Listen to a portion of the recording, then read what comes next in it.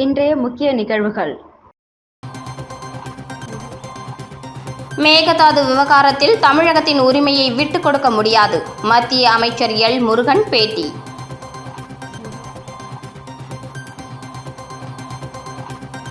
சிறுமி பாலியல் வன்கொடுமை, ரவுடிக்கு 20 ஆண்டுகள் சிறை தண்டனை விதித்து நீதிமன்றம் தீர்ப்பு.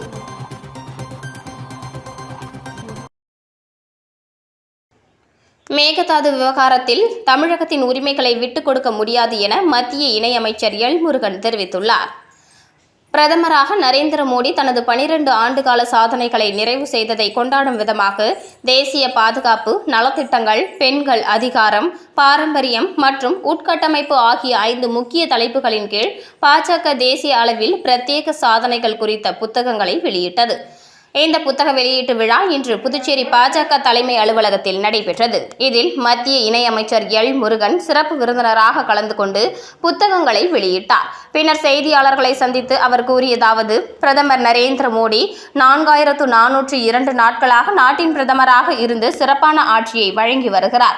மக்கள் நலன் மற்றும் வளர்ச்சியை மையமாக கொண்டு செயல்பட்டதன் விளைவாக கடந்த 12 ஆண்டுகளில் 25 கோடி மக்கள் வறுமை கோட்டிலிருந்து மீண்டுள்ளனர். 81 கோடி மக்கள் உணவு பாதுகாப்பு திட்டத்தின் மூலம் பயனடைந்து வருகின்றனர். நாடு முழுவதும் 5 லட்சத்திற்கும் மேற்பட்ட கிராமங்கள் திறந்தவெளி கழிப்பிடமற்ற பகுதிகளாக மாற்றப்பட்டுள்ளன.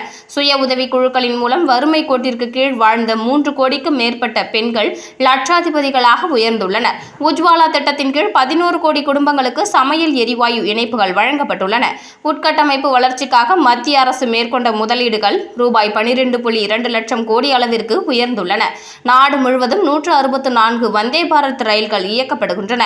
உதான் திட்டத்தின் கீழ் 124 புதிய விமான நிலையங்கள் மற்றும் விமான சேவைகள் மேம்படுத்தப்பட்டுள்ளன. ஸ்டார்ட் அப் நிறுவனங்களின் வளர்ச்சியின் மூலம் 23 லட்சம் பேருக்கு வேலை வாய்ப்பு கிடைத்துள்ளது. ஆயுஷ்மான் பாரத் திட்டத்தின் மூலம் 12 கோடிக்கும் மேற்பட்டோர் மருத்துவ சிகிச்சை பெற்றுள்ளனர்.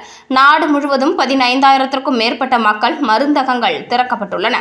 உலக நாடுகள் திரும்பி பார்க்கும் வகையில் தேசிய பாதுகாப்பு துறையில் இந்தியா வலிமை மிக்க நாடாக உருவெடுத்துள்ளது. நக்சலைட் பாதிப்புகள் பெருமளவில் கட்டுப்படுத்தப்பட்டு பாதுகாப்பு நிலை மேம்படுத்தப்பட்டுள்ளது.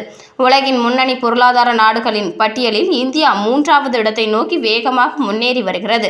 தமிழர்களின் பாரம்பரிய பெருமையை போற்றும் வகையில் ஜல்லிக்கட்டு மத்திய அரசு ஆதரவு அளித்தது. காசி தமிழ் சங்கமம் நடத்தப்பட்டு தமிழர் பண்பாடு உலக அரங்கில் எடுத்து செல்லப்பட்டது.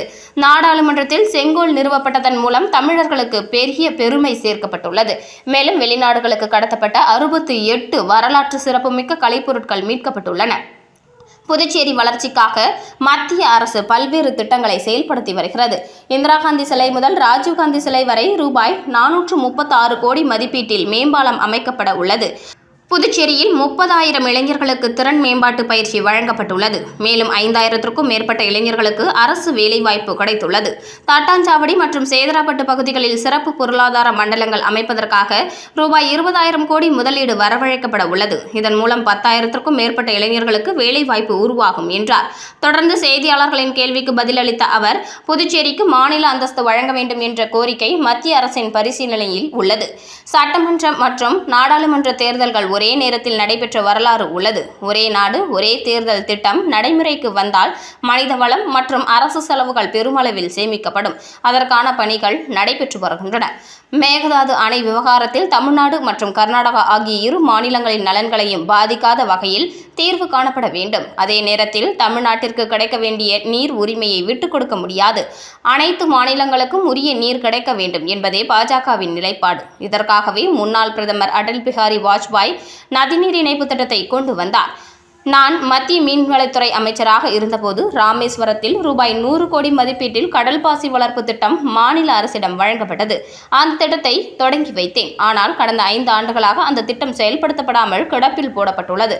மீனவர்கள் நலனில் திமுக அரசுக்கு அக்கறை இல்லை. தற்போது புதிய அரசு அமைந்துள்ள நிலையில் அந்த திட்டத்தை உடனடியாக நடைமுறைப்படுத்த நடவடிக்கை எடுக்க வேண்டும் என்றார். சிறுமிக்கு பாலியல் வன்கொடுமை செய்த வழக்கில் ரவுடிக்கு 20 ஆண்டுகள் சிறை தண்டனை விதித்து புதுவை போக்சோ நீதிமன்றம் தீர்ப்பளித்துள்ளது. புதுவை மாநிலம் வில்லியனூர் அடுத்த உருவையாறு செல்வா நகரை சேர்ந்தவர் முருகன் என்கிற பட்ட முருகன். இவர் மங்களம் காவல் நிலையத்தில் ரவுடிகள் பட்டியலில் உள்ளார். இவர் மீது கொலை உள்ளிட்ட 8 வழக்குகள் நிலுவையில் உள்ளது. தற்போது குண்டர் தடுப்பு காவல் சட்டத்தில் கைதாகி காலாப்பட்டு மத்திய சிறையில் அடைக்கப்பட்டுள்ளார். இவர் கடந்த 2022ஆம் ஆண்டு புதுவையை சேர்ந்த 15 வயது சிறுமியிடம் நட்பாக பழகி பாலியல் வன்கொடுமை செய்துள்ளார். இதில் அச்சிறுமி கர்ப்பமான நிலையில் முருகன் தலைமறைவானார். இதுகுறித்து சிறுமியின் பெற்றோர் கடந்த 2022ஆம் ஆண்டு ஜூலை 16ஆம் தேதி மங்கலம் காவல் நிலையத்தில் புகார் செய்தனர். அதன் பேரில் போலீசார் போக்சோ வழக்கு பதிவு செய்து முருகனை கைது செய்தனர். இந்த வழக்கு புதுவை போக்சோ நீதிமன்றத்தில் நடைபெற்று வந்தது. இந்த வழக்கில் விசாரணை முடிந்து குற்றம் நிரூபணமான நிலையில் முருகனுக்கு 20 ஆண்டுகள் சிறை தண்டனையும் ரூபாய் 10,000 அபராதமும் விதித்து நீதிபதி சுமதி தீர்ப்பளித்தார். மேலும் பாதிக்கப்பட்ட சிறுமிக்கு புதுவை அரசு ரூபாய் 4 லட்சம் இழப்பீடு வழங்கவும் பரிந்துரை செய்தார். புதுச்சேரி லட்சிய ஜனநாயக கட்சியின் தலைவர் காமராஜ் நகர் தொகுதி எம்எல்ஏ ஜோஸ் சார்லஸ் மார்டின் அறிவுறுத்தலின்படி காமராஜர் நகர் தொகுதியில் ரெயின்போ நகர் பார்க், தமிழ் சங்கம், காமராஜர் நகர் வள்ளலார் சாலையில் உள்ள பழமுதிர் நிலையம், காமராஜ் நகர் 45 அடி சாலையில் உள்ள டீ கடைகள் மற்றும் பேக்கரி, ஜீவா நகர், பாலன் நகர், மொட்டைத்தோப்பு, அண்ணாமலை நகர், சுவாமிப்பிள்ளை தோட்டம் மற்றும் மக்கள் அதிகமாக கூடக்கூடிய இடங்களில் லட்சிய ஜனநாயக கட்சியின் சார்பில் நோட்டீஸ் ஒட்டப்பட்டது. இதனை லட்சிய ஜனநாயக கட்சியின் பொதுச் செயலாளர் வழக்கறிஞர் பிரபாகரன் மற்றும் இளைஞர் அணி துணைத் தலைவர் ஜாகிர் உசேன் ஆகியோர் கலந்து கொண்டு காமராஜ் நகர் தொகுதியில் உள்ள மக்கள் அதிகமாக கூடக்கூடிய இடங்களில் நோட்டீஸை ஒட்டினர். இந்த நோட்டீஸில் வருமானம், சாதி, இருப்பிட சான்றிதழ், அரசு நலத்திட்ட வழிகாட்டுதல்கள், மருத்துவ உதவி மற்றும் பொது சேவைகள் மற்றும் பொதுமக்களுக்கான பிரச்சனைகள், தேவைகள் எதுவாயினும் அலைபேசி எண் வழங்கப்பட்டுள்ளது. அந்த அலைபேசியில் தொடர்பு கொண்டு அவர்களது பிரச்சனைகளை கூறினால் உடனடியாக அதற்கு தீர்வு காணப்படும் என அந்த நோட்டீஸில் ஒட்டப்பட்டிருந்தது. விளம்பர இடைவேளைக்கு பிறகு செய்திகள் தொடரும்.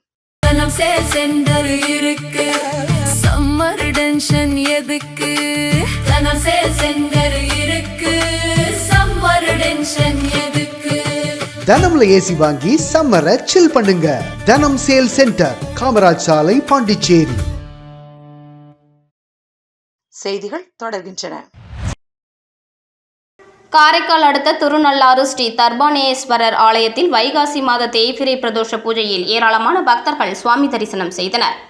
புதுச்சேரி மாநிலம் காரைக்கால் அடுத்த திருநள்ளாற்றில் அமைந்துள்ள உலக பிரசித்தி பெற்ற அருள்மிகு ஸ்ரீ தர்பானேஸ்வரர் தேவஸ்தானம் ஸ்ரீ சனி பகவான் ஆலயத்தில் வைகாசி மாத தேய்பிறை பிரதோஷத்தை முன்னிட்டு ஸ்ரீ நந்தி பகவானுக்கு சிறப்பு அபிஷேக ஆராதனை தொடர்ந்து மகா தீபாராதனை நடைபெற்றது. முன்னதாக மஞ்சள், பால், தயிர், விபூதி, சந்தனம் மற்றும் பஞ்சாமிர்தம் உள்ளிட்ட பல்வேறு திரவியங்களால் அபிஷேகங்கள் நடைபெற்றது. தொடர்ந்து மகா தீபாராதனையும் நடைபெற்றது. இதில் ஏராளமான பக்தர்கள் பங்கேற்று சுவாமி தரிசனம் செய்தனர்.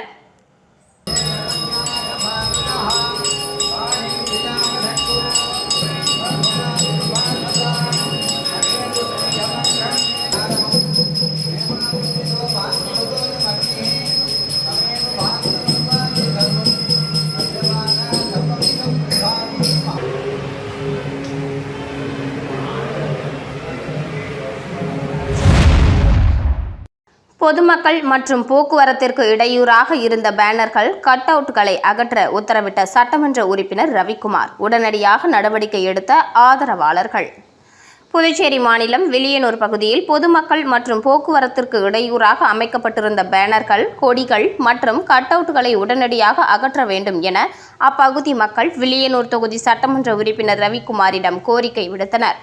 பொதுமக்களின் கோரிக்கையை ஏற்றுக்கொண்ட சட்டமன்ற உறுப்பினர் ரவிக்குமார் தனது ஆதரவாளர்களிடம் பேசியபோது, சாலைகளில் வைக்கப்படும் பேனர்கள், கொடிகள் மற்றும் கட் அவுட்கள் பொதுமக்கள் மற்றும் வாகன ஓட்டிகளுக்கு பெரும் இடையூறாக இருப்பதாகவும் அவற்றை உடனடியாக அகற்ற நடவடிக்கை எடுக்க வேண்டும் என்றும் வலியுறுத்தினர்.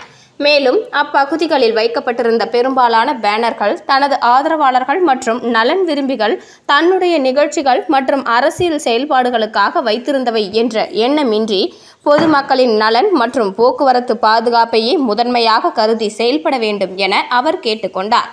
அதன் பேரில் வில்லியனூர் 4 மாட வீதி உள்ளிட்ட தொகுதிகளின் பல்வேறு பகுதிகளில் பொதுமக்கள் மற்றும் போக்குவரத்திற்கு இடையூறாக இருந்த பேனர்கள், கொடிகள் மற்றும் கட் அவுட்கள் அனைத்தும் சட்டமன்ற உறுப்பினர் ரவிக்குமாரின் ஆதரவாளர்களால் உடனடியாக அகற்றப்பட்டன.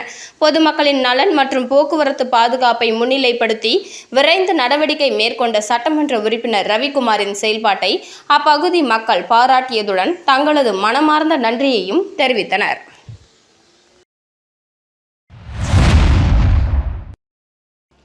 கூனிமுடக்கு பகுதியில் அமைந்துள்ள ஆதி கைலாசநாதர் தியான திருக்குடிலில் தேய்பிறை பிரதோஷ வழிபாடு நடைபெற்றது.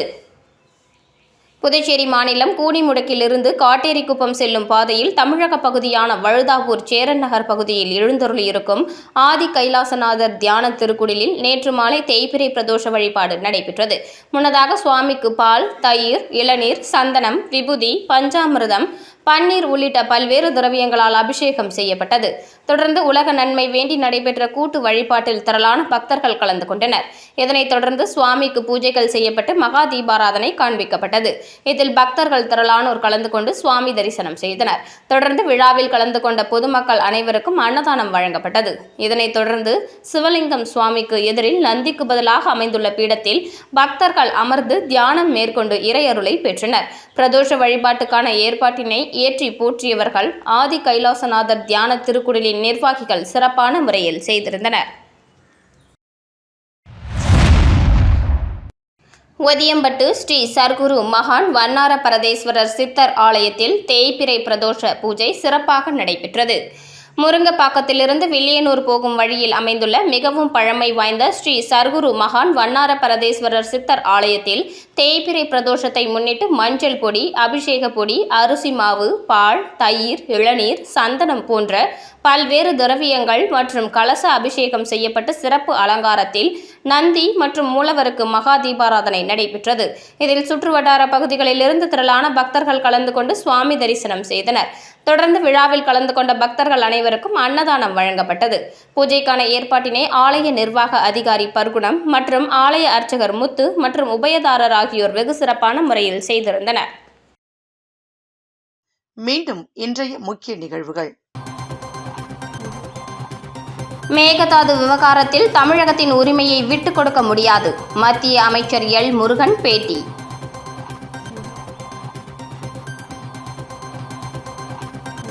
சிறுமி பாலியல் வன்கொடுமை, ரவுடிக்கு 20 ஆண்டுகள் சிறை தண்டனை விதித்து நீதிமன்றம் தீர்ப்பு.